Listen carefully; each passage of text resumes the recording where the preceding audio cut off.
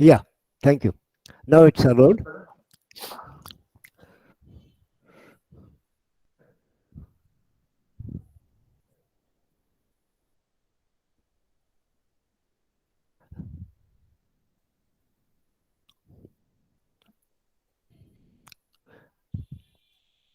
Now you can record also.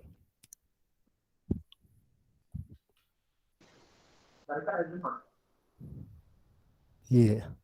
Yeah. Is it okay? Yeah. Please record this now. So, good morning, everybody. This is uh, a webinar come lecture on PLS SEM modeling using, of course, Smart PLS 3. This is with special reference to social science research. Most of you are social science researchers. Therefore, I thought, this should be taught both for those who are doing research now and those who have completed and those who are teaching, the social science related courses. As I mentioned here, my name is Ramakrishna Golagari, and I have given my email also for any further queries and questions. You can use my email ID. And before I start, I just want to say something about this photograph here. And this man is Professor Hare, and these are his students. This man is called Professor Ringel, and then these are their students. And together, they have done developed this software. And if I tell you, you will be surprised. Hare has 284,000 citations on his name. Ringil has 100,000 plus citations, and the students also have some 96,000 plus citations on their works. So that is how the impact of these scholars has taken place. Now, coming to the overview of my presentation today, I will be trying to tell you the objective of my presentation, and then I will also say something about what research designs we are involved in particular in social science research. Then, where we bring in SEM and what exactly we mean by SEM modeling. Is there any difference between the SEM, we are talking about and PLS SEM? And of course, most importantly, we talk about what exactly we mean by a construct, and then how indicators are going to represent that construct and all. Then we bring in the discussion on a path model, then how we can estimate such a path model using, of course, this partially square modeling. In that, we will bring in a measurement model as well as structural model. Then I will also say something about QDA. This is not qualitative. Please note that it is a quantitative data analysis software and SEM software. So I will say something about what are the software that are available for social science researchers, particularly with reference to quantitative data analysis, and then along with what are the various software that are available on SEM modeling. And most importantly, maybe the second part of my lecture would be on the smart PLS software. In this, how we are going to bring in the data into the software, then how we are going to design our model and estimate the model, then what do we mean by bootstrapping, how we are going to actually test our hypothesis, and then how we are going to interpret our parameter estimates and all, then the model fit assessment. And I will also talk about mediation and moderation, moderating mediation. I will try to bring in how we can handle nonlinear specification and all that. This is what I am planning, and this is a kind of basic as well as an intermediate, analysis of the modeling using Smart PLS. But there are several advanced issues because the software is evolving. Maybe in another occasion, I will take up those advanced issues. But if there are any questions at the end, I will be able to explain what exactly I mean by robustness and multi-group analysis, blindfolding, and then importance analysis, tetrad analysis, endogeneity, and then higher order, component models, higher order, modeling and all. So these are important things that one has to look into while talking about this software. Proceeding further, I would like to tell you some of the important books that are available on actually SEM modeling. Of course, you involving several software. I have just picked up a few books which are relevant for our workshop. For instance, as I said, Joseph Hare.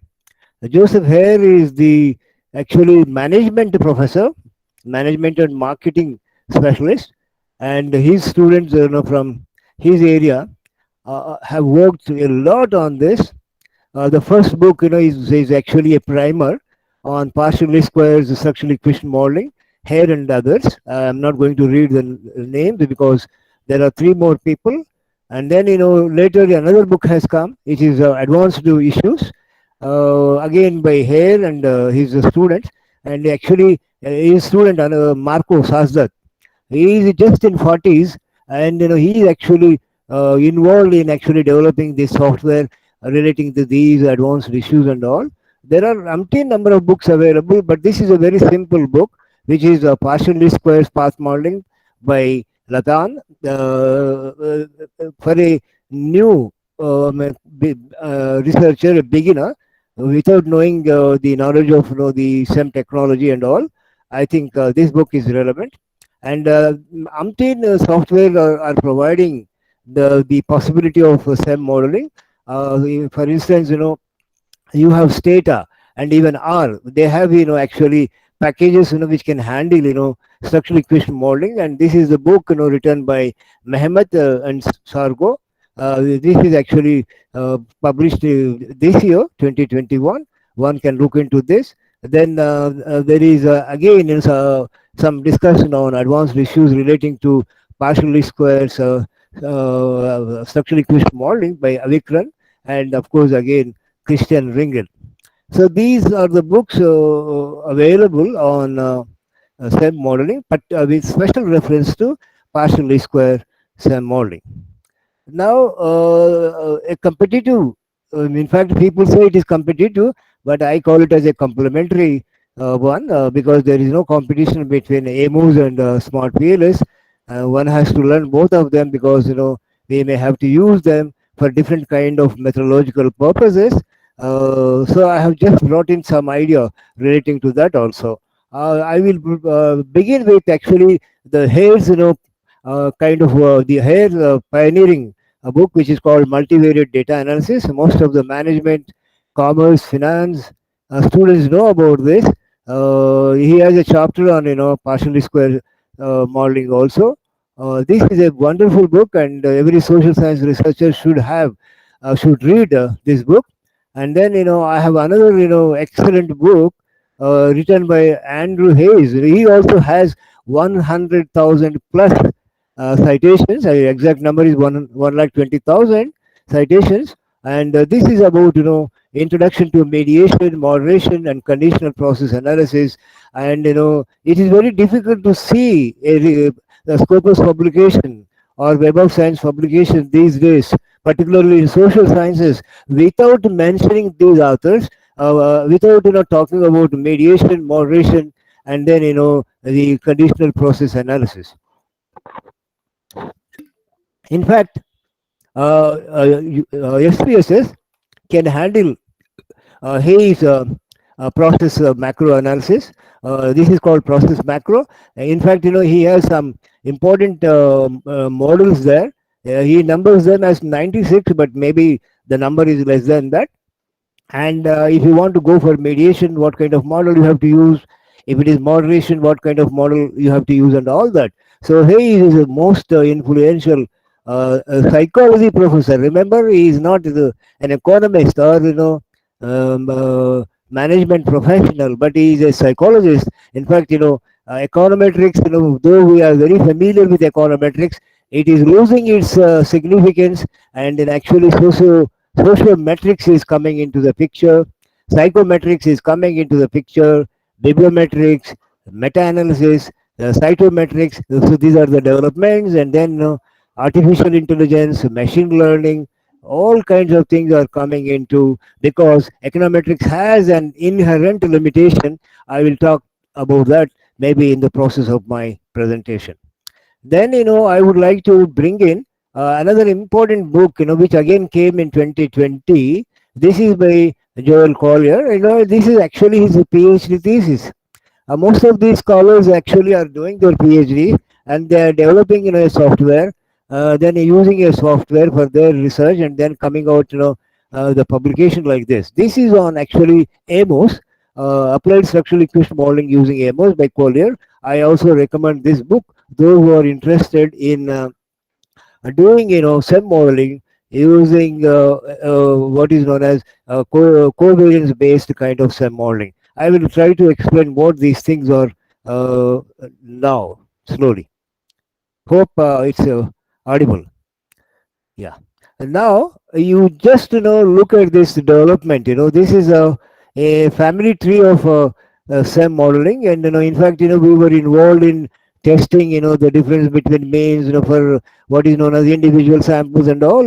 From there we talked about ANOVA, multi-way ANOVA. It's called MANOVA. Then there are repeated measure designs, and then finally a growth curve analysis. In the morning introduction also, Professor Revati Madam was talking about longitudinal and different points in time kind of analysis. Remember, growth curve analysis is going to deal with a few points in a time period, not exactly time series, but you will have data collected over a few times. Then in the regression modeling also, we start with correlation, and then go ahead with what is known as simple and multiple regressions, and then bring in path analysis, and ultimately you have to go for structural equation modeling. Remember, structural equation modeling encompasses all these things, testing procedures, then growth curve analysis and correlations, multiple regression modeling, and then path analysis. And most importantly, we have to know about factor analysis, and then confirmatory factor analysis, and finally this is going to converge into what is known as structural equation modeling. Now, this is actually the whole lot is known as second generation, modeling. But now there are extensions coming in. For instance, as far as SEM is concerned, now people are talking about multi-level SEM, meaning when there is a nested thing. Suppose if you want to study the performance of university, then you have teachers, you have non-academic staff, you have students. So there are these groups are nested into the university. So at different levels, if you want to see how their quality is, how their satisfaction is, how their performance is, and all that, then you have to go for multi level, multi tier, modeling. That is called multi-level SEM modeling. Then most importantly, these things are coming into now. One is known as fuzzy set qualitative comparative analysis. This is known as FSQCA, and this is known as necessary condition analysis, and then you have meta SEM. I'll just say one sentence on these things and then proceed further. So in economics, finance, management, and other related subjects, even in sciences, we talk about cause and effect relationships. And we are all the time under the impression that there is a variable called X influences Y. So X is the cause and Y is the effect. But unfortunately, in social reality, there are multiple causes, and there are actually combination of causes. Say for instance, the job satisfaction. Job satisfaction is a variable, depends on what kind of variables. One, salary. The other one is promotion, that is the growth. And then the third one could be performance. Fourth one could be the attitude of the management. So I can go on, bring in variables like this. Now the question is, which one is sufficient here and which one is necessary? So therefore, in fuzzy set, this is based on set theory. Where previously, only engineers were using this. Now this has entered, the even in the social sciences, into the social sciences. So what we are going to do is we will try to bring in whether our cause and effect relationships are one to one, or they are the combinations of several variables. So a variable can be necessary in order to explain that causation, or it may be only simply sufficient but may not be necessary. So that kind of analysis is called fuzzy set QCA as well as NCA. This is the latest development as far as causality things are concerned. The economists are worried about causality. Unfortunately, they talk about cause and effect taking cross-section, panel, and time series, and end up with one leading to the other. But they never bother about such kind of combinations. So maybe econometrics has to be redefined in terms of adding fuzzy set qualitative comparative analysis to the causality analysis that we teach in economics, finance, and all other areas. And another thing is meta SEM. It is actually meta analysis also, you can call. It is actually a kind of statistical analysis. Statistical analysis. See, there are umpteen studies have taken place. Now there are results. So which results are going to hold? Is there any bias as far as these results are concerned? You collect the results from various studies that are available till today, and then make a statistical analysis in terms of effect size, in terms of correlations, in terms of the significance level, and then you try to introduce a few more variables and see whether these results are going to change.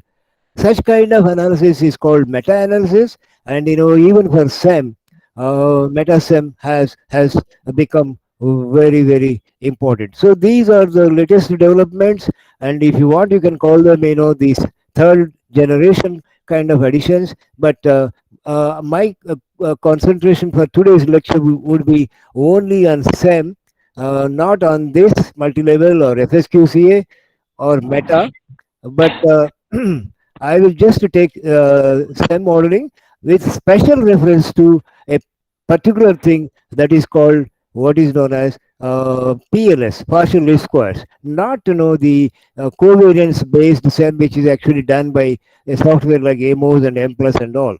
Why I am very much interested in this, I will let you know. Because social science research, in fact, involves with a number of qualitative variables, and there are even with the quantitative variables there are measurement errors. If such is the case, there is no other go except for going for what is known as partial least squares structural equation modeling. Why I am saying this? I am saying this because our research is mostly exploratory, not explanatory. People say that we are able to explain something, but I don't agree with that, because the social sciences are good at understanding what is happening around them.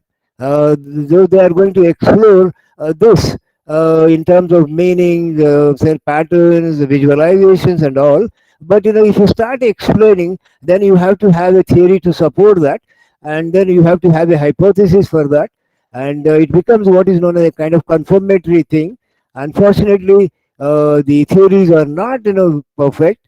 So there, unless you test for its validity, generalizability, and all. So therefore, what I suggest that first we should start with exploring, and then go on developing a theory based on that, and then start confirming your theory using what is known as a regression model, or a structural equation model, and all that. So I make maybe a strong statement that social science research is essentially exploratory, and therefore SEM modeling using, of course, partial least squares is more useful than confirmatory SEM modeling such as AMOS, or implies a result based one. Then,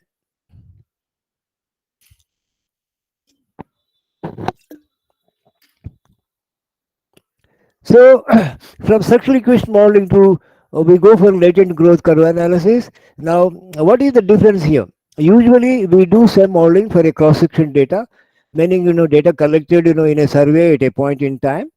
As we have known, the survey can be conducted repeatedly a few points in time, and therefore there you can understand what is the growth in your the result.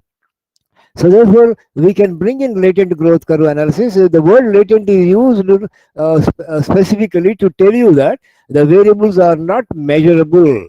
You can just understand about those variables. So the latent variable is one which cannot be measured. I will come to that point a bit later. So latent growth curve analysis is also in the second generation, but it refers to what is known as a kind of longitudinal analysis where you have a few data sets relating to few time points. Now, where the same modeling is used, there are umpteen areas. You will be surprised if I say that in political science, public administration, sociology, journalism, and business, then the leadership, then tourism and hospitality management, accounting, everywhere, wherever you go now, it is becoming very very popular. So it is getting popular in social science research, and then there are umpteen areas where you can apply information technology, HR analytics, business analytics, marketing, corporate reputation models, student satisfaction models, several others. Even in COVID-19 research, people are using some modeling. Now the people are talking about vaccination. So vaccination reluctance depends on what in most of the African countries still vaccination is not 100%. Then people are actually reluctant of using such vaccinations. What could be the reason? So why people are reluctant? This reluctance, how to measure it? It's a qualitative variable. So therefore, there are umpteen number of models that are coming in to estimate and then give some policy prescriptions as far as this vaccination program is concerned. So there are number of areas that are using this kind of modeling.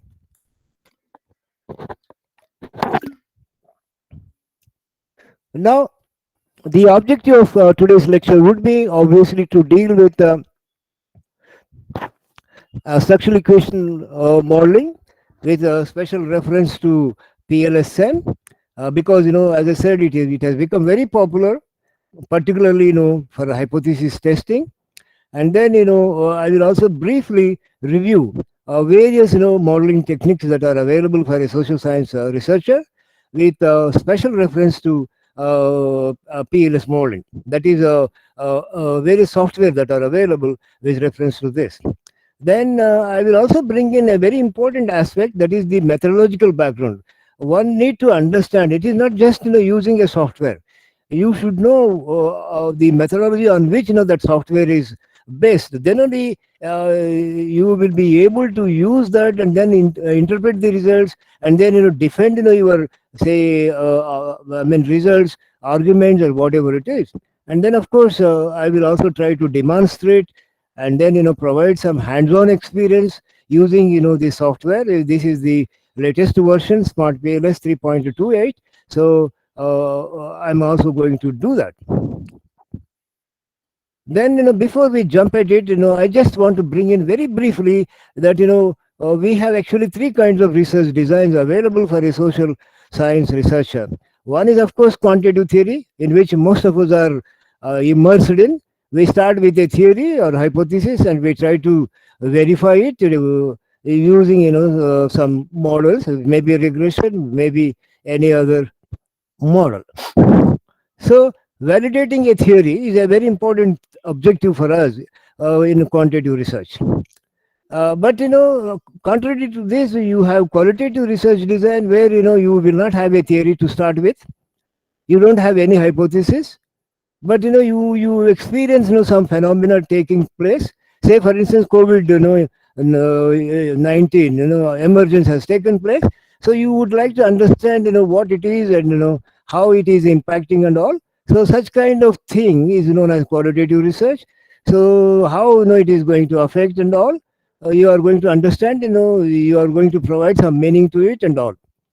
Then of course, when you start integrating these two designs or methods, it calls it is known as mixed methods research. Remember, this integration is very important.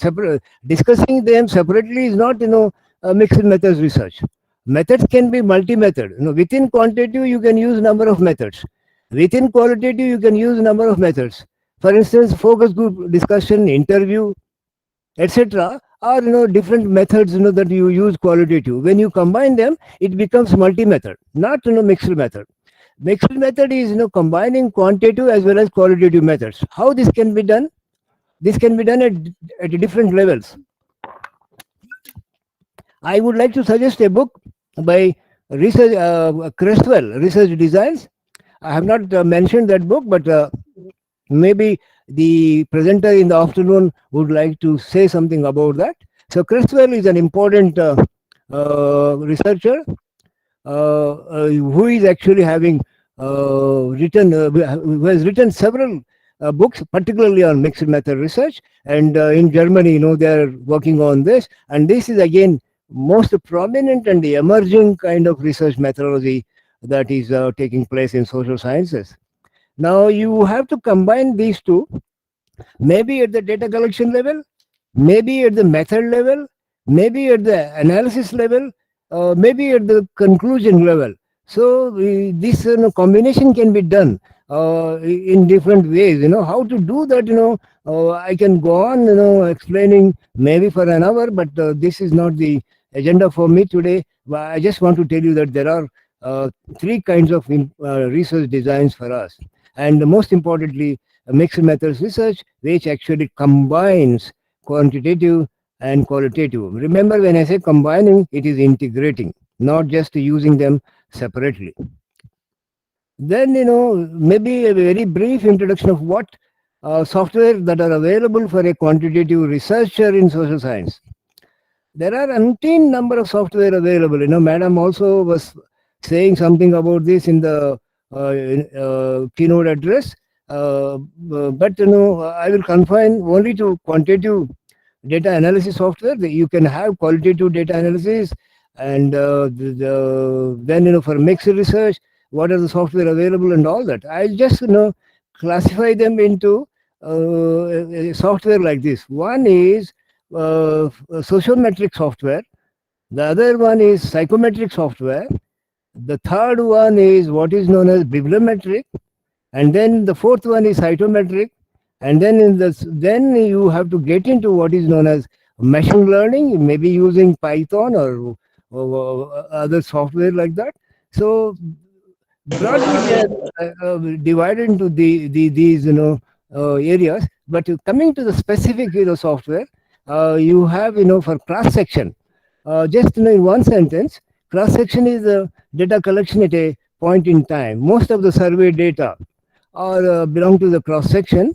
So therefore, what are the software that are available for a beginner? SPSS. Then for an advanced kind of thing, you can get into Stata. There are umpteen software available. I just want to mention one or two. Smart PLS, of course, it's a cross section software, because we collect the data at a point in time.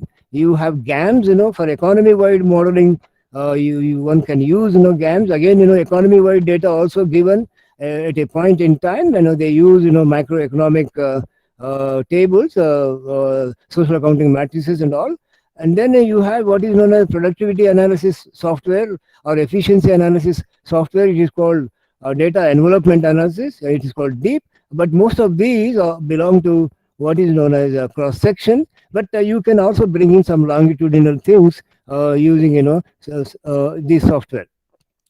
If you have panel data, maybe you will learn in the other session. It is the data collected at a few points in time. Stata is the wonderful software which can handle panel data. Of course, EV is also emerging, but Stata has more and more facilities for handling panel data. And then you have Gretel. Actually, this is developed by Indian Ramu Ramanathan, an econometrician. And in fact, it is a combination of Stata and EViews. You can do panel data analysis and time series using Gretel. And advantage of Gretel is it is a free source software.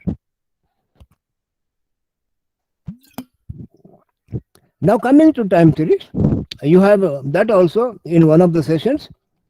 E-views. E-views is econometric views.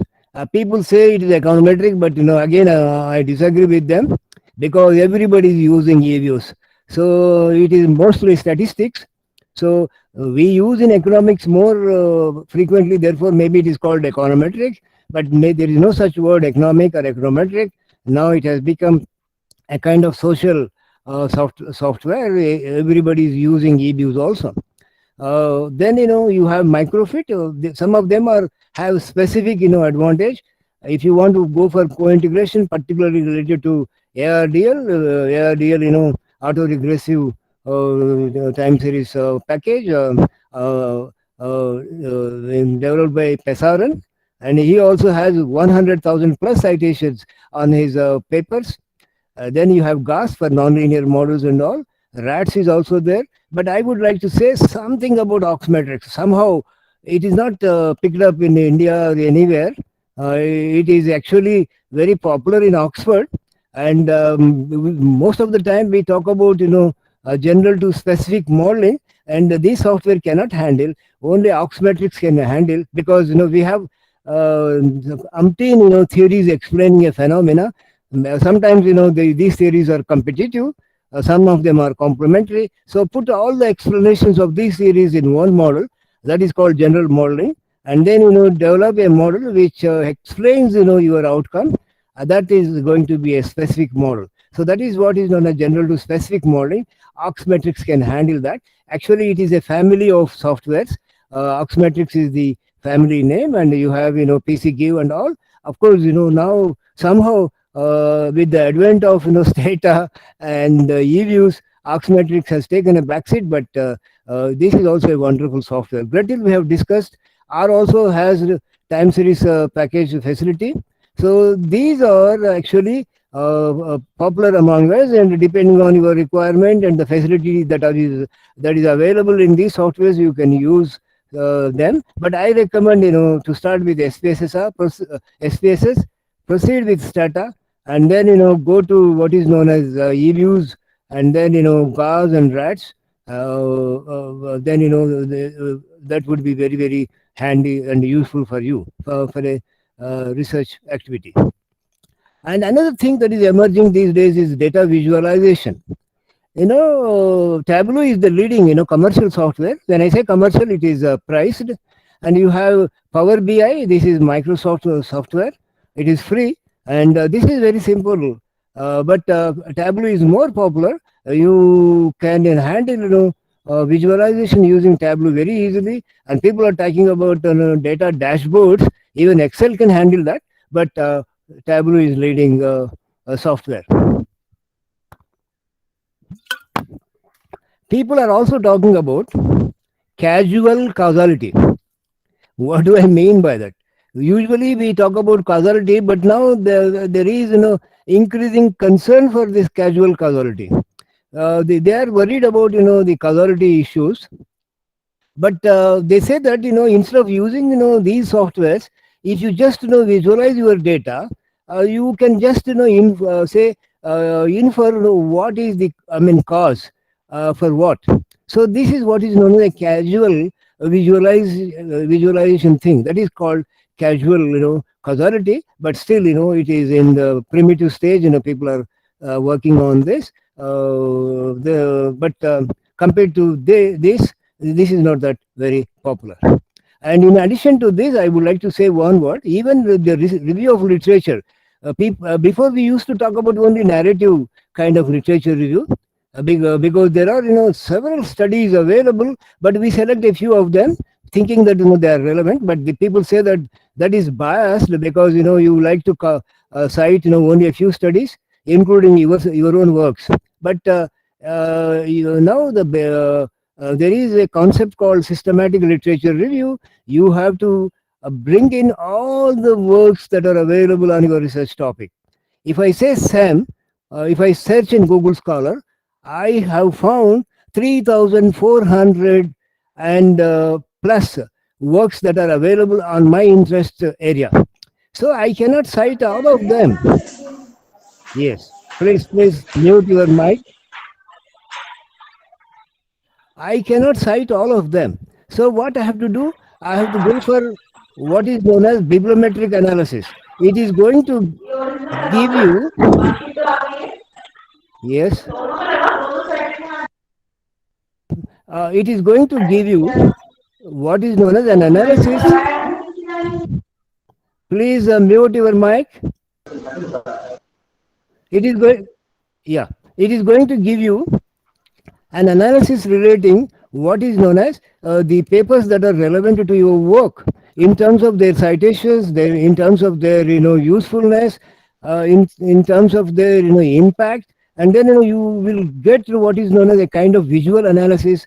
For instance, VAS Viewer is one important software which can handle this kind of analysis, collecting papers from Scopus and Web of Science journals. So you can go on further and bring in what is known as a meta-analysis of all this. So even review of literature, remember, if you just do a narrative kind of thing, journals are not going to accept. You have to bring in all the papers and then do a bibliometric analysis and then select the papers based on their relevance, impact, usefulness to your work, and then only you can write your literature review systematically. That is what is known as systematic literature review. So these are umpteen things that are available for a social science researcher in terms of software. Now coming to SEM. Broadly, there are two kinds of software that are available. Actually, we are here. SmartPL is only one, but there are again umpteen number of software available, depending on the convenience and then knowledge one can get into these softwares. The left hand side is known as covariance based. It's a very popular AMOS and M plus Lizrel kind of softwares. They are based on this covariance based. What exactly is the difference between covariance based and variance based? I will let you know. There are softwares like M plus, Lizrel, Stata, JASP, SAS, Statistica. This is developed by Jeffrey. He calls it as an amazing software package. And really, it is amazing. It is free source. Within Stata also you can do that. SEM modeling. There are other softwares like Lizrel. M plus is a very beautiful software as far as graphical analysis of SEM modeling is concerned. Lavaan is the syntax for SEM modeling in R. So you can use Lavaan syntax in other softwares like JASP, Jamovi and all. That is also possible. But my concern is here, the right hand side of the topics, that is variance based. SmartPLS, developed by Ringil and others. The Warp PLS, this is actually useful for nonlinear kind of SEM modeling. Then you have web-based GSCA. This is available. Adanco, Advanced Analysis of Components. This is also for SEM modeling of this variety. Within Stata also you have PLSPM package. Within R you have PLSPM package. And this is most important, SEMin R, which has come very recently. It can handle in R, if you are familiar with R, SEMin R package can handle both CB based, that is covariance based, variance based software. That is, you can bring in partially squares modeling or AMOS kind of modeling using SEMin R. So it is SEM in R. That is the idea. So I would like to tell you one important thing, because this workshop is on SPSS, eViews and all that. Remember, SPSS has an add-on which is called process macro. This is very useful to handle what is known as mediation, moderation, and conditional process modeling developed by Andrew Hayes, the one which I was talking about before. So you can add on this and do this kind of modeling, and he has given some 92 such models. The number, of course, is not 92. In between, many are missing, but there could be at least 20 to 24 models which can handle what is known as this mediation and moderation analysis.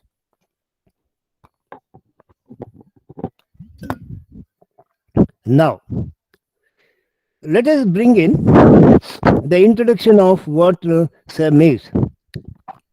As I said, it is a structural equation modeling. It's becoming very popular, mostly in social sciences, but doesn't mean that we should not use in other sciences also. Medical research, for instance, is extensively using SEM modeling. In fact, most of the medical researchers are more actually serious about using these software. They're also using meta-analysis. They're also using bibliometric analysis. They're also using SEM models and all that. Why it has become popular? Because it is able to model your latent variables. Now I have to say what exactly I mean by latent variables. Most of the times, we talk about only observed variables, meaning the variables that are measured. If I say income, it is measured. If I say age, it is measured. If I say consumption, it is measured. But unfortunately, social scientists, including economists, have to deal with qualitative variables most of the times, like leadership, like policy, like regime change, like job satisfaction, like citizen satisfaction, like so quality, like performance. So how are we going to accommodate these variables in our models? Because they are not measurable. You can only understand what quality is. So therefore, they are called latent variables. Remember, these variables can be measured using the approach known as latent variable approach, where you will find out some indicators representing them. We will come to that point a bit later. And it obviously takes account into various measurement errors. For instance, if I say poverty means different things for different people. If I say income, I don't know whether it is salary, whether it is wage, whether it is a benefit, fringe benefits. So therefore, if you say that it is a variable, a measured variable, then there are some validity gaps there. So in order to avoid all these problems, we just get into what is known as latent variable concept. Then if you have identified your path model, then you can run those path models using, of course, very importantly, multiple dependent and multiple independent variables. This is again an important advantage with using the SEM modeling. In regression models, usually you will have one dependent variable and say more than one or multi independent variables. In simultaneous equation modeling, yes, you may have more than one equation involved with what is known as the dependent endogenous and exogenous variables and all. But remember, the difference here is that in path models, your variables are not observed variables like simultaneous equation modeling. The difference between simultaneous equation modeling and structural equation modeling actually is this: we will handle what is known as qualitative or latent variables in this. See, in economics, we used to handle qualitative variables in terms of dummy variable, or in statistics, you handle these variables as categorical or ordinal variables using regression models like multinomial or ordinal and all that. But the problem here is, see, these are actually belonging to what is known as a confirmatory zone. What do I mean by that? You have to have a theory to start with. But I don't have any theory. I have a phenomena happening around me. So therefore, theory is not going to help me. It is my job to develop a theory. In such cases, then we have to go for what is known as exploratory kind of analysis, and then we have to build our path models using what is known as latent variables. Of course, we can bring in what is known as categorical variables like gender, then profession, rank, etc. But still, the essential analysis will be based on what is known as latent variables. So therefore, there are various areas where you can use such kind of analogy. For instance, when you talk about leadership, who is a leader? What do you mean by leadership? Is it a transitional? It is democratic? Is it dynamic? It is monopolistic? Is it a servant kind of leader? We don't know. Management, marketing, business, and several other theory-based researchers, these latent variables are very important. In political science research, now people are talking about citizen satisfaction. Okay, and they're talking, they're calling politicians as political entrepreneurs. Okay, so therefore there also this kind of research is picking up, and people are using and estimating SEM models there. Then in the governance, well, actually I have a paper I'll show.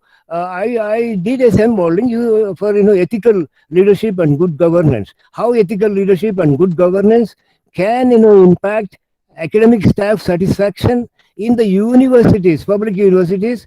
I did a paper. I published it very recently. I will show that paper. So I have used the SEM modeling there. It came in Journal of Public Affairs, which is a Scopus listed one. So as far as this modeling is concerned, there are two types. One is covariance based, the other is variance based.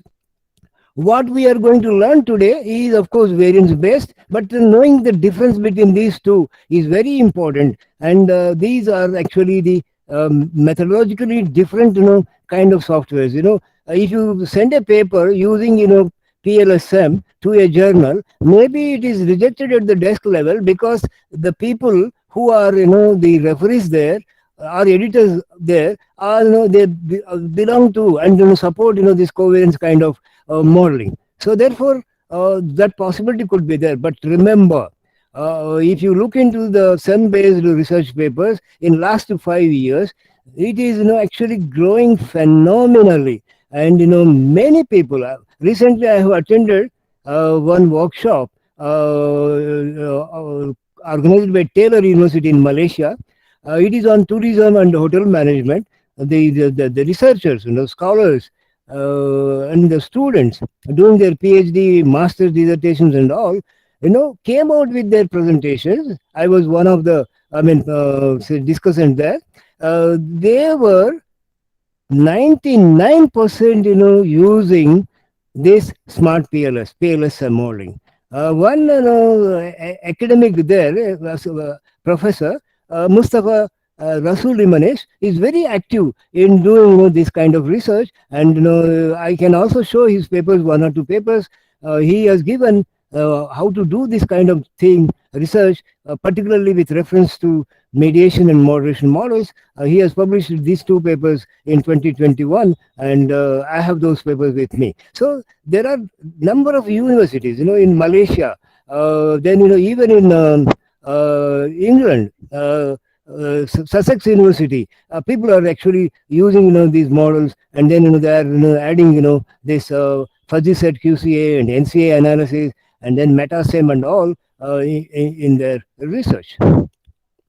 So it is becoming very popular. Why it is becoming very popular, you will come to know. So remember, these two approaches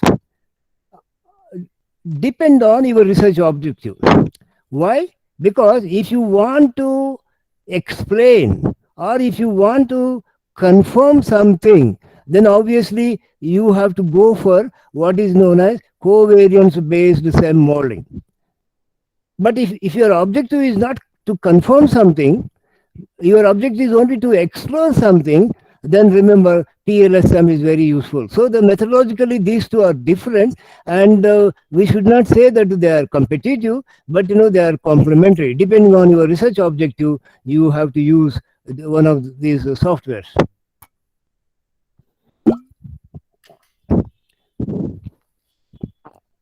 So in situations where your theory is less developed, where your theory is rather inadequate, whether your theory is need to be improved further. So we recommend PLSM kind of alternative to actually say test these theories to come out with the prediction of your dependent variable and all. So therefore, essentially, that kind of research is going to be exploratory. Most of the researchers think that exploratory means it is a qualitative kind of thing. No, no. It is exploratory in this sense because your theory is not adequate, your theory is not perfect, so you want to add some more explanations into that, and therefore you are going to use what is known as exploratory kind of modeling. So then these two are different in this sense also. PLSM actually uses an estimation procedure which is called ordinary least squares method, OLS method, whereas the coefficient, the covariance based softwares like AMOS, M plus, Lizard, and all that, they use maximum likelihood estimates. This is again one important difference. Okay, that you have to understand. Everything, the OLS has its own advantages, MLE has its own advantages.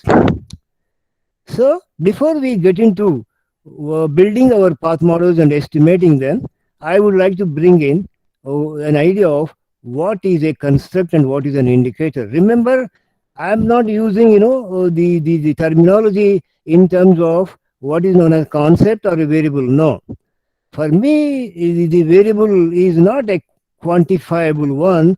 My variables are latent variables, so I call them as constructs. Constructs and concepts are similar, but construct is less quantifiable. Whereas concept, should be quantifiable, and then it should be represented by a variable, and variables need to be connected. And when you connect these variables, we build theories. So therefore, we have constructs. These constructs are not measurable.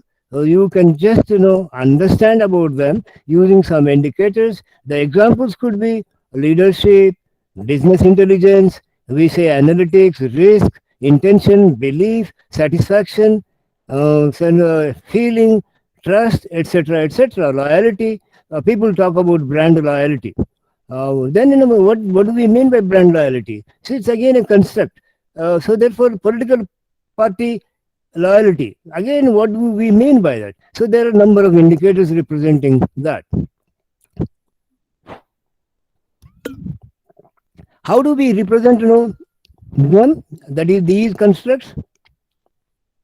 These constructs are visualized as circles, sometimes oval shapes. So when you put a construct in the form of a circle, it is understood that it is not a measured one. It is a kind of an understood one, a latent one. And but if you have a measured variable, then it will be presented in terms of a rectangle. So in our indicators are measured indicators. Therefore, we are going to present them in terms of what is known as rectangles, whereas our constructs are not measured ones. So we represent them as what is known as circles or ovals.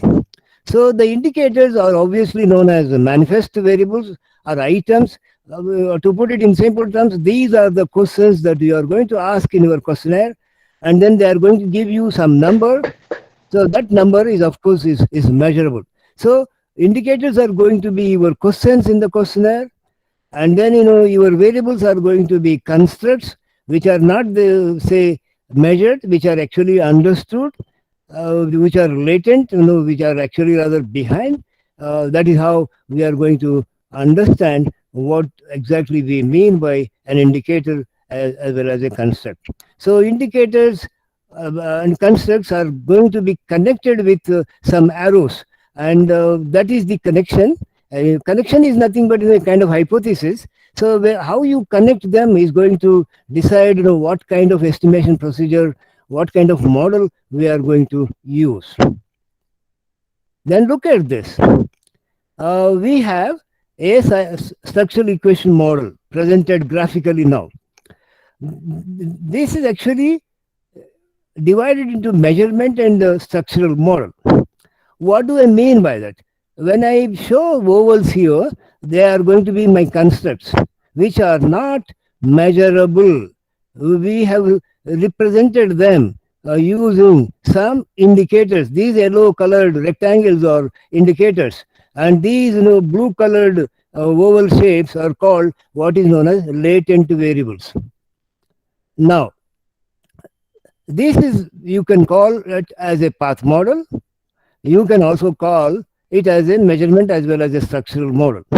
Now, what do we mean by a measurement model and a structural model? Let us start from this side. You have indicators, okay, and then a construct, and these indicators are reflecting this construct. That means these are the questions you are asking about this construct, okay, and these are measured. But remember, these questions are what is known as going to be consistent questions, meaning you are going to ask about this repeatedly here in different ways. So you are going to assess same thing with number of questions, and you are going to check whether there is any consistency here. So a reflective one will have an arrow pointing towards these indicators. To put it in simple terms, these indicators, the construct is reflected by these indicators.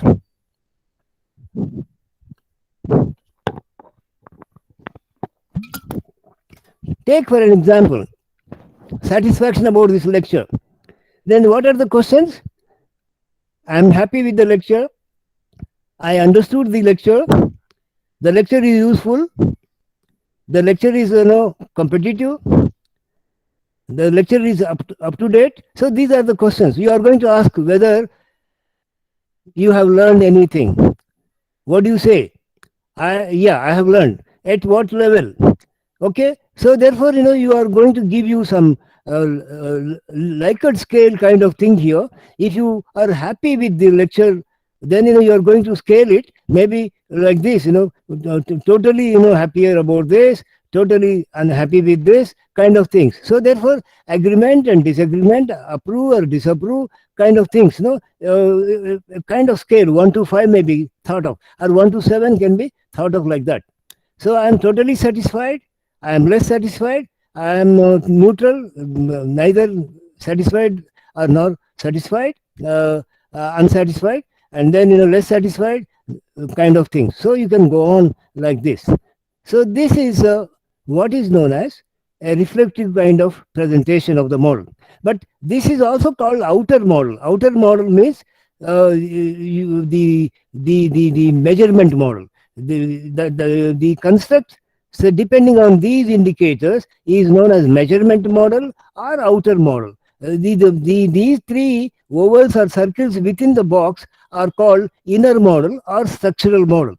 We will come to that a bit later. So this is an outer model, this is an outer model, this is an outer model, because the connection is from the construct to the indicators.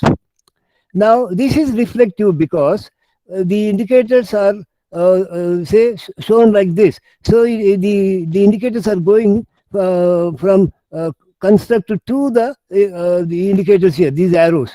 But when the arrows come from this side, that means these indicators are going to form this construct. So that is why this is called formative model. This is actually a kind of reflective one. These are reflecting this, but these are forming this. So therefore, how you present your arrows here are going to tell you that whether it is a reflective model or a formative model. Analysis is going to be different for reflective as well as formative models. Then you come this side. So this one, and this one are measurement models, are outer models. Okay. Now these are actually your constructs.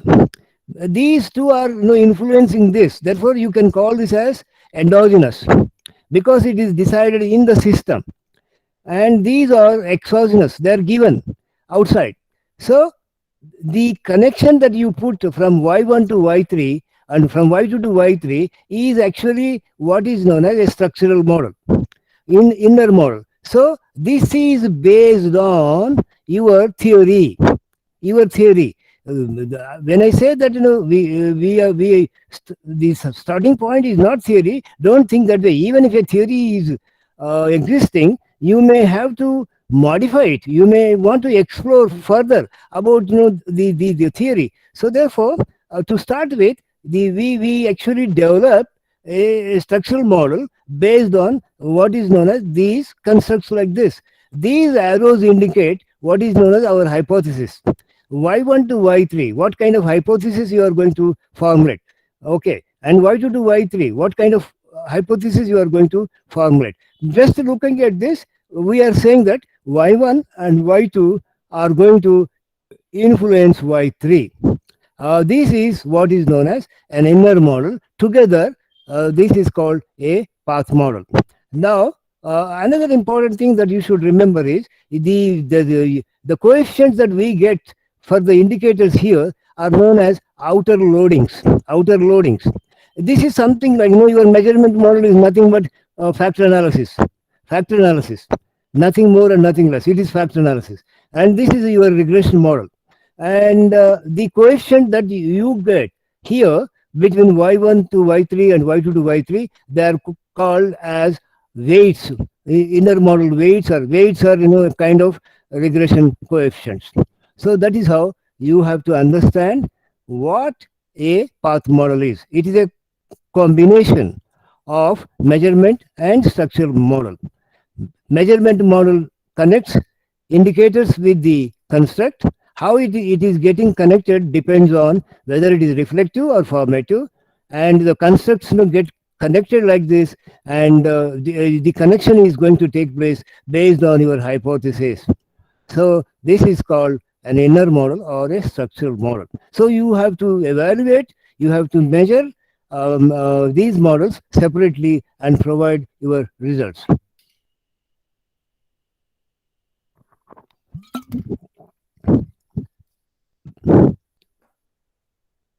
Okay. So having explained these things, let me continue further, because I have provided an explanation of what a path model is and all that. Let me not repeat this. We have also said something about a structural model. Let me not repeat this, but this important thing is to be understood. Why the SEM modeling of this PLS variety that should be used? Remember, we can handle very complex models using what is known as this PLSM approach. There can be umpteen indicators, there can be umpteen constructs, there can be several mediators, several moderators, there can be what is known as a complex connection between these variables. I'll show an example how you can do that. And sometimes you may have reflective constructs, sometimes you may have formative, sometimes you may have composite combination of these two. That is possible. Remember, the CBV SEM, the covariance based SEM modeling that we use in AMOS cannot handle complex models, cannot handle other than say reflective models. So you have to remember that limitation also while using AMOS and other software like M+.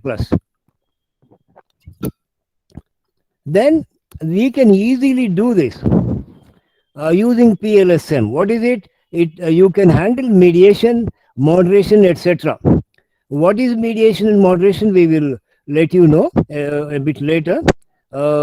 Mediation is a kind of intervening variable. It is actually mediates the impact of independent variable to the dependent variable. So it is a kind of third set of variable. Moderator is another independent variable, but which is exogenous. So therefore, it is going to influence the impact of your independent variable. Where mediation is going to mediate, whereas moderator is going to influence the impact. So you have to understand those variables in that way. When we actually estimate such models, you will understand them very clearly.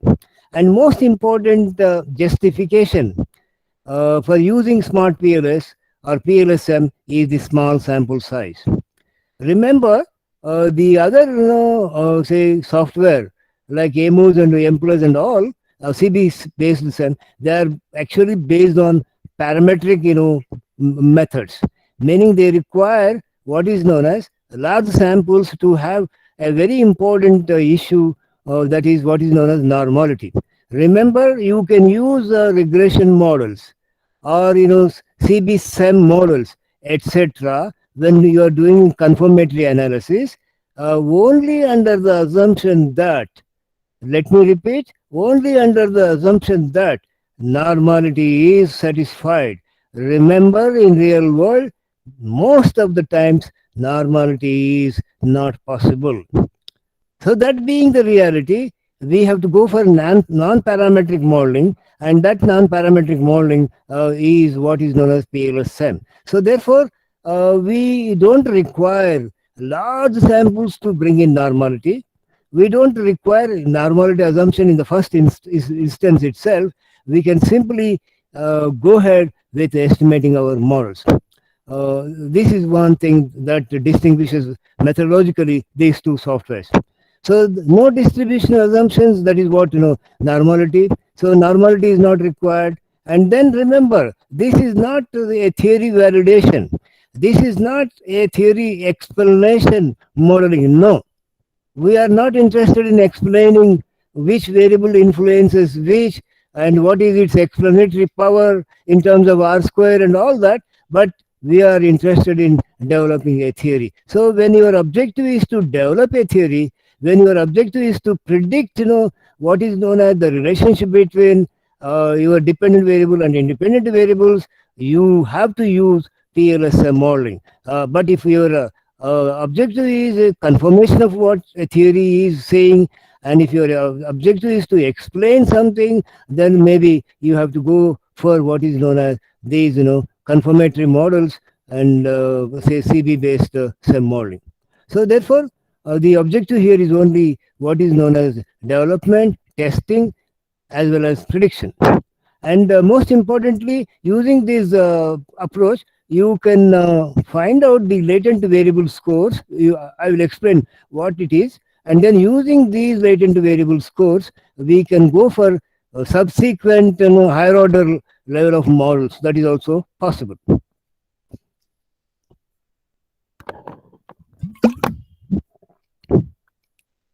Then look at the example here.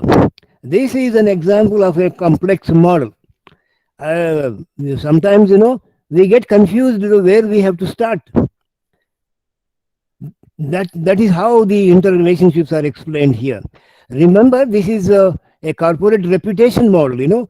A particular people are talk about Tata Industries in India. When he has taken up Air India, people are very happy because that is the reputation the Tata holds now. But what are the things that actually influence that kind of reputation? We want to model it. So that can be done. So usually what we do is we start from independent variables. Remember, your review of literature, systematic literature review, should not start with your independent variables. It should start with your dependent variable. That is how you have to bring in the review of literature. In fact, what is my dependent variable here is this customer loyalty. So why people are loyal to a particular brand or a corporate product? Obviously, they are satisfied with that. So loyalty depends on customer satisfaction. The university performance depends on student satisfaction, as well as staff, academic as well as non-academic staff satisfaction. But it depends on what? The satisfaction depends on number of variables like this. It should be likable, and then there should be competence, and how these variables are influenced. Then for the likability for a corporate firm depends on the social responsibility, corporate social responsibility, then attractiveness, then the quality, then the performance, And what are the indicators that present these constructs is what is known as SEM modeling. Remember, I can, or anybody who is handling uh, partial least squares modeling can estimate this kind of models very, very easily. So what I'm trying to say is you can actually visualize a complex model like this, and you can actually estimate such models, and then bring in what is known as the prediction relating to these important variables like customer loyalty and customer satisfaction, and then you can convey these results to your what is known as business analytics people. And the business analytics people are not technicians like us. They are just decision makers. They take decision based on the results that you are providing with them. So this is an example of what is known as a SEM model, which is very, very complex. But remember, this can be estimated very easily.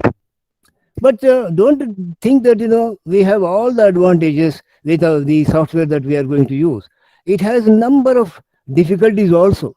One is, of course, it lacks goodness of fit. So in a regression, you have what is known as goodness of fit in terms of R square. R square is used.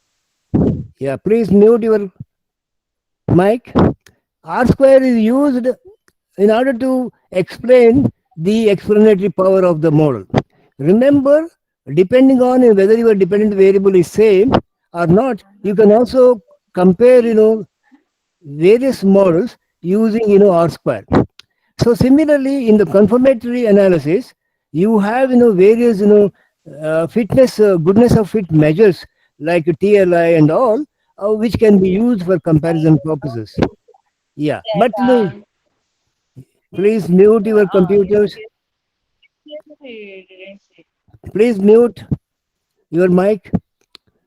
So this is going to be based on exploratory kind of thing. Therefore, it uses only what is known as ordinary least squares procedure, and then factor analysis, which is a measurement model. Therefore, it has a serious limitation of what is known as the lack of goodness fit.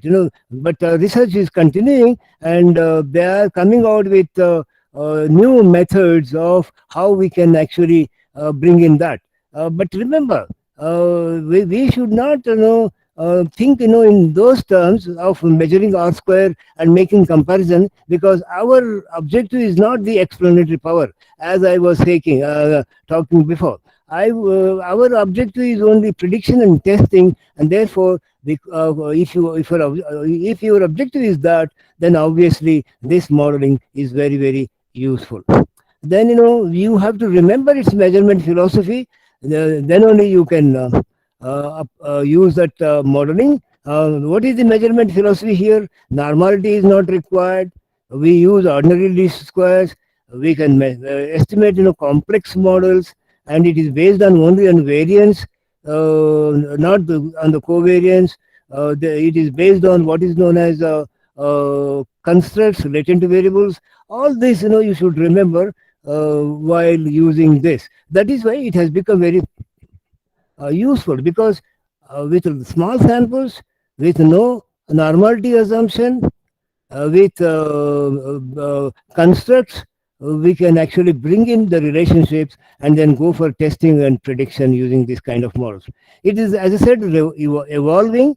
I can also talk a lot about how robustness can be checked, endogeneity. In econometrics, we try to, in a regression modeling, we talk about endogeneity. We test, endogeneity, and then, solve the problem using, instrumental variable methods. In the SEM modeling also, we have that procedures. It is called Gaussian Coppola method, but still it is evolving.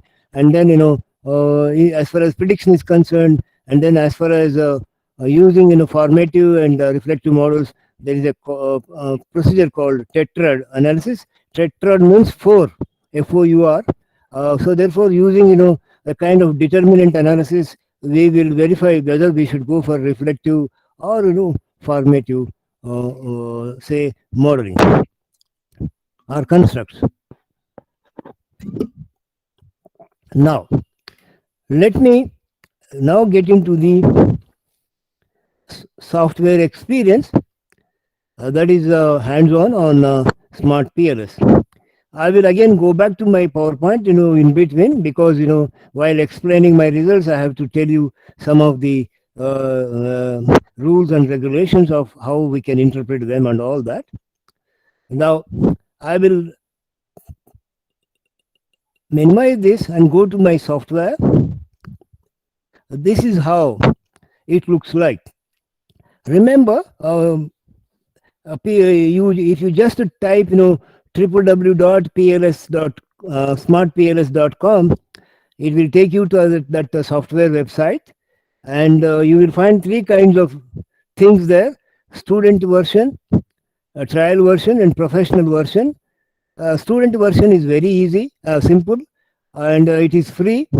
But remember, it has limited facilities. You can handle only 100 observations there. Then some difficulties are there, limitations are there as far as exporting your output. Trial version is available for 30 days. It has all the facilities. I recommend everybody to download that and try this kind of modeling. It will be there for 30 days. Professional software is of course available for 1 year and 3 years, and it costs 220 euros. It is roughly 16,000 rupees, and I have purchased the software, legal one. So for this presentation, I am using my legal software. Now, assuming that we have data, and then we have to bring in the data into my software, that is Smart PLS. I will go for what is known as how we can handle the software. One important point that should be remembered at this stage is that your data must be CSV data. What is it? Comma separated value, CSV data. You just go for Excel, type your data, save it as CSV and keep it there.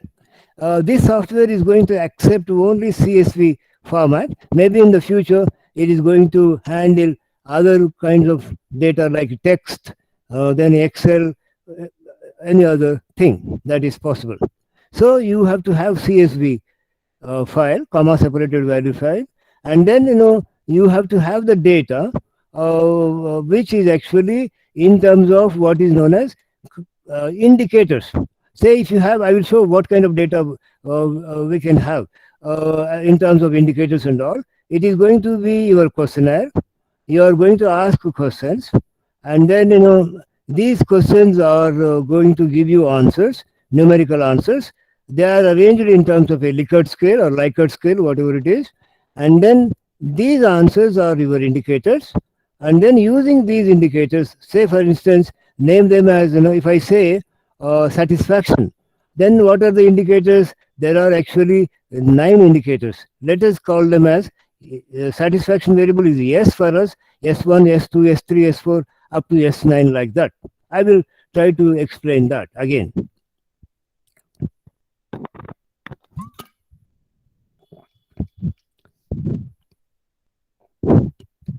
Okay. Now, before you open this software, it looks like this. There are 3 panels here. These are your files, and I have done so much. I have all the data here. And then, when you open your data, your indicators will be shown here in the down panel here. And this is where you build, your model. Now, let me start like this. Before you try to use, this software, you have to import your data into that software. Unless you feed the data to your computer, it can't do anything. So that is what is a necessary condition, NCA. Unless there is data, the machine can't do anything. So then data itself is not sufficient. If you just brought data into your computer, unless you build your model and connect your variables, then you cannot come out with results. So therefore, data itself is not sufficient, but there are other conditions which are required to say that it is sufficient. So that is the idea of what is known as qualitative comparative analysis. You will have causal combinations in terms of independent variables like this, and then when you get these combinations in terms of necessary and sufficient conditions, it becomes what is known as fuzzy set qualitative comparative analysis. Anyway, let me just start this. You just click on new project. Remember, this software is very simple. Of course, estimating your model is simple, but interpretation is rather complex. You have to know all these things before you do that. So just say new project. Then you write your project name here. Say for instance, I'm going to write a project name called it as training. Say I have training because it is already there, so it says it exists. So I'll distinguish it from the earlier one. So training 1. So simply say OK. Then your project is actually included in the software now. It is actually training 1. Okay, if you want to get in your data, you double click this. This is double click to import data. When you double click here, it will ask you where your data is available. Then if it is a CSV data, you just click that. Then data will come into this. That is how you can get your data into this. What is the procedure? Just you start a project and then give a name to it. Then it will show this. Double click to import data. You double click that. Then it will ask you where the data is there. You click there, the data will come in. So I will go to this project, which I have actually saved for your lecture. That is the webinar. I will just click this training. So I have data which is actually in a CSV format. This is about 243 records. In fact, this data, which is actually based on one of my research paper. This is about what is known as IFRS, International Financial Reporting Standards, which is of course comes into accounting area. IFRS, adoption in Ethiopia. So we have collected the data on some of these constructs involving 243 sample units. Who are these sample units? They are financial experts, they are accounting experts, they are academics who are teaching accounting classes, they are students who are doing their research in the area of accounting and knowing about these IFRS and all. So we have taken 243. How you have decided that sample size is again a big discussion area. There are umpteen softwares that are available, but remember when you write this, sample size is determined using this procedure has to be mentioned, and G-Power is one such software. There are umpteen softwares available. As I said, SPSS, Stata can also handle. And how we are going to decide sample size for smart PLS also can be explained. If you are using AMOS for confirmatory analysis, then sample size has to be based on your number of questions. Remember, if there are 20 questions, 20 multiplied by 10 should be the minimum sample for confirmatory factor analysis. Okay, but for smart PLS, I said it can handle so the variance-based software SEM modeling. It can handle small size of the sample. How you can do that? Say you have 4 indicators, and for one indicator, let us assume that the highest number of indicators is 10.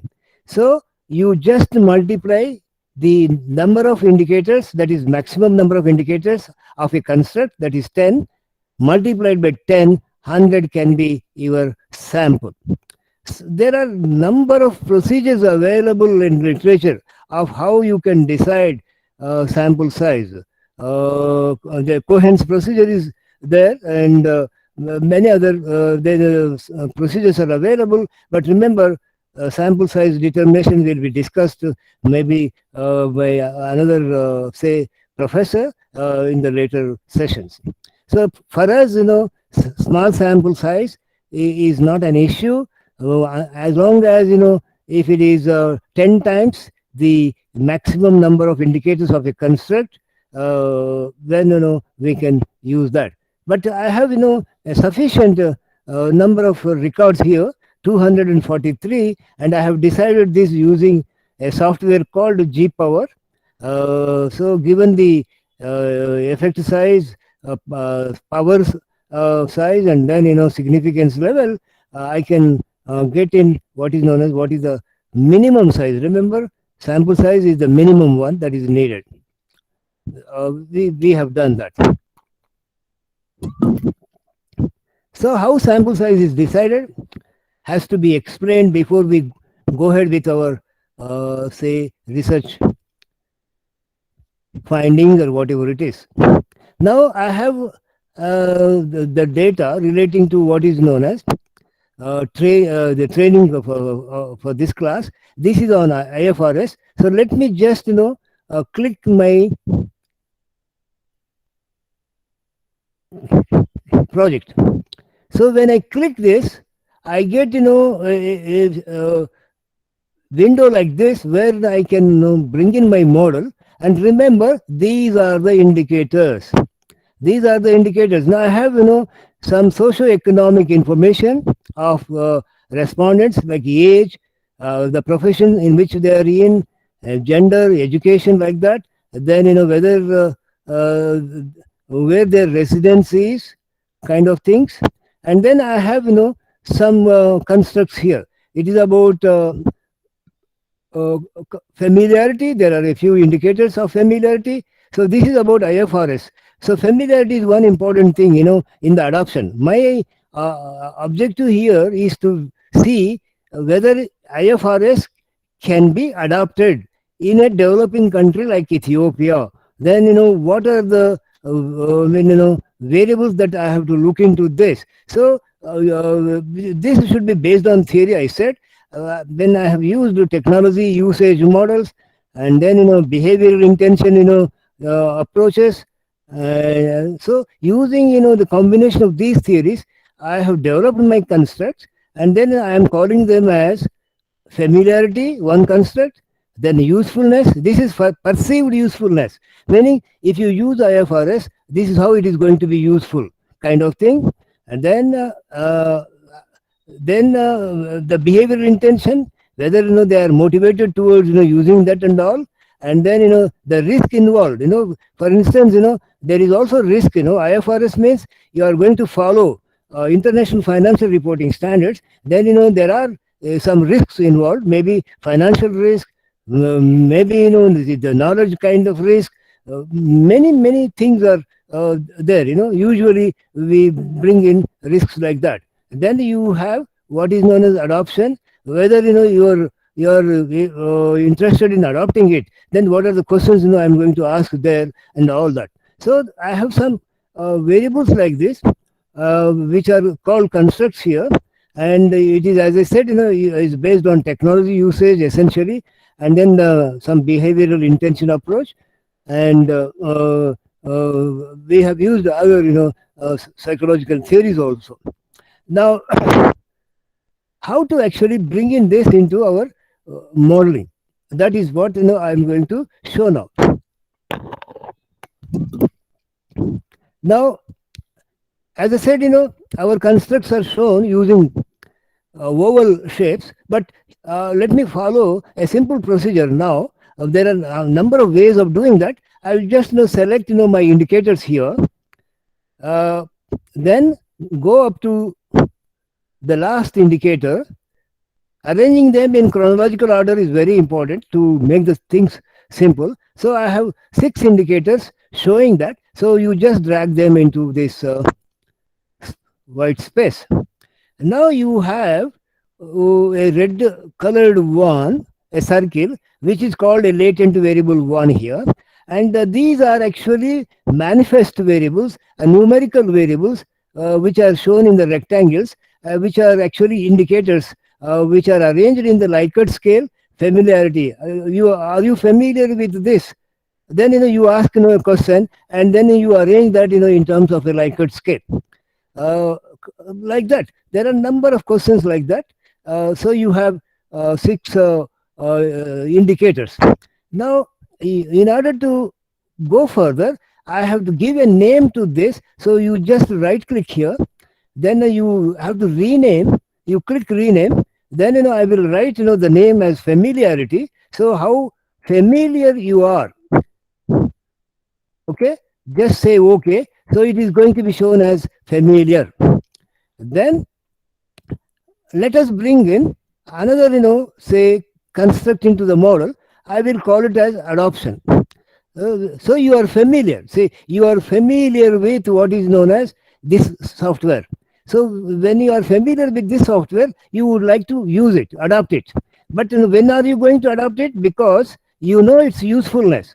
So the perceived usefulness is going to be another variable. Then remember, there is also risk involved in it. You cannot do a confirmatory thing using this software. So therefore there are risks involved. There are the users involved. There are benefits involved in this, and you also need to be familiar with this. So therefore I will bring in another construct which is called adoption. So you would like to adopt it. Why you want to adopt it? I am going to ask you a few questions and then name them as adopt 1, 2, adopt 5. Remember, when we click this, okay, when you click individual indicator in the beneath, you will find mean, median, and other kinds of values. When you collect them, it is going to give you what is known as a kind of causation, adopt 5 to adopt 4, like that. But these things are trivial things. Let us not worry about that. It is also going to give you the best correlation, meaning between 4 and 5 is the correlation which is best, and it is equal to 0.66. You drag them here, and this is going to be my dependent variable, or or kind of a endogenous construct here. I will right click here, rename it, and then call it as adoption or simply adopt. So I will call this as adopt, and then say okay, this is your variable called adopt. But remember, I can actually drag these indicators any of this side. Using alt keys we can do that. I will tell you what are the alt keys that are available. But you just right click again here. Then if you want to arrange them towards right, just align indicators right. You click that, indicators are going to be aligned right. Now you can just place this model wherever you want. So I will just readjust this model so that it looks beautiful. Now I would like to bring in another important variable, which is usefulness. People are attending my lecture because they are familiar with this software and they want to learn more about this, and because they think that it is useful. You can also explain that way. So I will just bring in the usefulness of the way the software, or the IFRS which I am talking about. I will bring these indicators, use 1 to use 5. These are 5 uses we have talked about. Then you press the shift key, collect all of them, drag them somewhere here. Again, I am going to name this as usefulness or use. Simply you can name as you like. Okay, and then I will arrange this not on the right, because to make the graph beautiful I will arrange them on the top. Align indicators top. So again you readjust this model little bit, then bring this down so that it is visual. Now remember, this is what is known as dragging your constructs into the main area. So first you start with your data import, and then select your indicators, drag them into the model, and then you have just presented now what is known as your constructs. But you have not built any model here. Remember, building a model is not just throwing things there. It is something like, house building, cement, steel, water, engineers, workers. If you dump them in one place, you cannot build a house. Unless you interconnect them, you cannot build a model or a theory. Similarly, I will try to connect my constructs now. Dr. Kondal, how long I can continue now? Dr. Kondal? It's already finished, sir. 1:15, sir. Okay. Shall I go maybe for 10 more minutes? Oh, within hardly 5 minutes, sir. We can Okay. complete. Yeah, because no, this is a very important thing. Because we need to continue. Okay. Yeah, just give me some time. Yeah. Yeah. Now we have to connect, the model. So you just, you select. Yeah, please unmute. Yeah, mute, please. Yeah, please mute your mics. Then, you just press this connection. Then you click here, drag this to this, and click here. You have connected familiarity with adopt. Similarly, from here to here. So when the model is identified, remember the model becomes blue. So you can also connect from here. And remember, now you have built what is known as a path model. You can rearrange as you like this. But if you want to put, this here, you can bring here, this here, like this. So dragging, selecting the construct and dragging will put you model, in the shape as you like. You can also delete these constructs, indicators, all those things can be done by right clicking and selecting that option. Now, remember, I have a model where familiarity influences adoption or affects adoption. This is one hypothesis. And I have, perceived usefulness impacting, what is known as adoption. And I have another hypothesis where this usefulness is acting as a mediation or mediator variable. How it is going to influence familiarity through usefulness is going to impact this adopt. So this is called a mediation model, a mediator model. Now we would like to estimate a simple model like this. It's very easy to estimate such a model. What I can show you now is what is known as the calculation procedure. You just click here, then there are number of say options available here. I will explain them in detail maybe in another workshop, but I will just click PLS algorithm. Just click this, and then it will get you this window where you have to say that you have to use start calculation. Remember, you have to select factor here if you want to estimate your measurement model, or if you just want to estimate your path model, you just use path. So measurement model is going to give you the factor analysis, whereas path model is going to give you both in terms of measurement and structural model. Now let us just confine to this given procedure. We will just say what is known as start calculation. So it is going to take some time and going to produce some results now. How to actually understand and explain these results is a very important job. Maybe time may not permit me, but I'll just try to rush through very briefly. Look at this option. This is your model. Just click here. This is the model. So now the results have come in terms of a path model. What is a path model? It is an interconnection between these constructs in terms of hypothesis. How you are going to connect them? Obviously based on your theory, the variables that you have understood from the theory and all that. And now, what are these values that are appearing in the blue shaded circle. Remember, these are known as R square values. R square values. Okay? Familiarity is the independent variable or construct. Usefulness is a dependent one, endogenous here, and the R square exponential power is 0.42. These two together, that is familiarity and the perceived usefulness together, say explain 53% of the variation in the dependent variable or construct that is adopted here. So therefore, these values which are appearing in the blue shaded circles are R square values. Of course, we have very little to do with R square, only to see how much variation is explained here.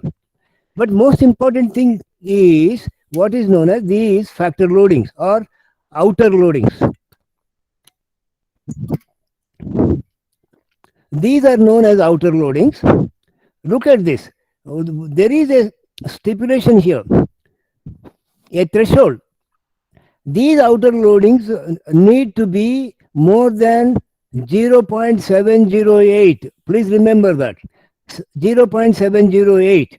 What is that? Why it should be more than that? Maybe you can understand later, because now I will not be able to tell you because I have so many slides to present. But anyway, so these are more than 0.708, 0.83, 0.816 like this. But only one indicator here showing a loading which is less than that. Remember, you cannot delete this, okay, just like that, because you have to check other results. If the what is known as average variance explained by this construct is greater than 0.5, you can retain those loadings.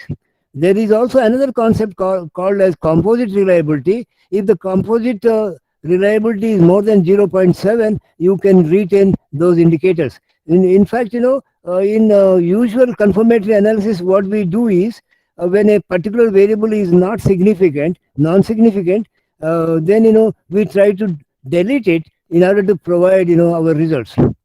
So that of course not necessary, because in social science research, this statistical significance, for me at least, has little relevance, because all the time we try to reject the null hypothesis at 0.05 significance level.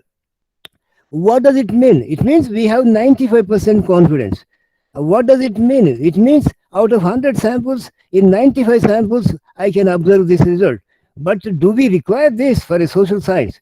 I can understand this for a medical research, because the effectiveness of the drug should be significant at 0.01 level, because it should have 99% confidence level. But in social science, I don't require that much confidence. If I have to win the election, if I get 50% plus votes, it is enough. Why should I get 90% votes? Why should I get 95% votes? No, not necessary. So we have to understand this also, very important. So we are interested in what is known as substantive thing, not in the significant thing. Significance is a statistical thing, whereas substantive thing is not a statistical thing. You have to remember that also. Which means your variable should have a substantive explanation power. Another difficulty with this statistical testing in terms of hypothesis is again a problem. That is, we all the time reject null hypothesis to say that a variable has a significant impact. So H0 should be rejected. Unfortunately, does it mean that we are accepting our alternative hypothesis? There is no guarantee. If Rama is not a good person, so you reject that. So he is not a good person, is rejected means there are umpteen alternatives. He may be a good person, he may be a better person, he may be good sometimes, he may be bad sometimes. So rejecting null hypothesis doesn't actually mean that we are accepting the alternative hypothesis. This is again a lacuna with hypothesis testing in what is known as confirmative research. There are umpteen such possibilities. We can discuss that later. So therefore, your factor loadings, outer loadings, need to be greater than 0.708. You get, a lot of other output. When you just click this, you will find this output in terms of R square, in terms of effective size, in terms of reliability of your questionnaire, validity, then discriminant validity, multicollinearity, outer loadings, path coefficients, mediation, many other things are possible. But I would like to stop at this stage, just mentioning about one important thing, that is about reliability and validity. Because in most of the social science research, particularly at the master's and PhD level, people use questionnaires. And in the questionnaires, they use some questions to get the answers. Maybe in terms of Likert scale, maybe in terms of binary response like yes and no, yes or no, etc. But remember, unless we verify the reliability and validity of these uh, questions, that is the scale reliability, that is the question, that is the indicated reliability, we cannot use those questionnaires. So with that, I would like to stop here, and I can go on talking on this, but unfortunately, time is the biggest enemy. And if there are one or two questions, I would like to answer them. Thank you very much. And if Dr. Kondal, if there are questions, important questions, maybe one or two, you can ask them, and I will answer them. I am available on email, and you can use my email. You can shoot any question relating this. I will be able to answer that. Thank you.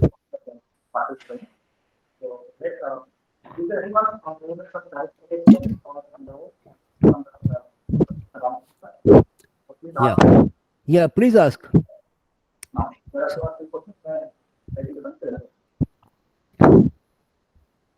Anyone? Any one question, please.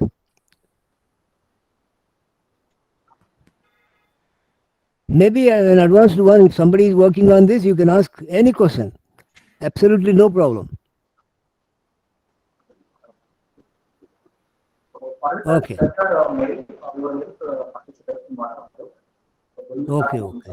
Yeah, actually, your voice is not audible, Dr. Kondal. Uh, okay. If that is the thing, thank you very much. Thank you for the invitation, Dr. Daisy and Dr. Nasimha Rao. I'm very happy to associate myself. Thank you very much again. Thank you for your patience. Thank you very much, sir, for valuable information you have given us. Since Kondals are not audible, that's what I'm speaking. Okay. And even the participants also given so much response, very good responses. They have chatted to us, sir, regarding your lecture. It's very much informative, it seems, to all the participants.